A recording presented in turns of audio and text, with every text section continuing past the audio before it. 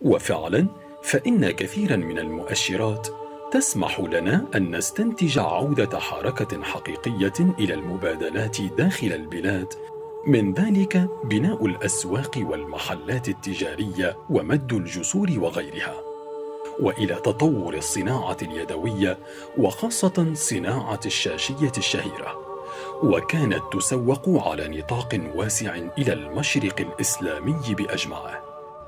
وقد ازدهرت تلك الصناعة في النصف الأول من القرن السابع عشر بفضل الأندلسيين أو الموريسك الذين طردوا من إسبانيا سنة 1609، فاستقبلت السلطة التونسية عشرات الآلاف منهم.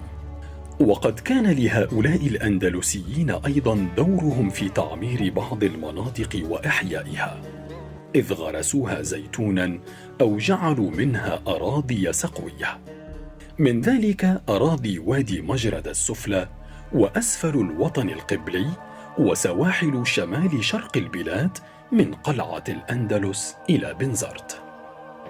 ستوب.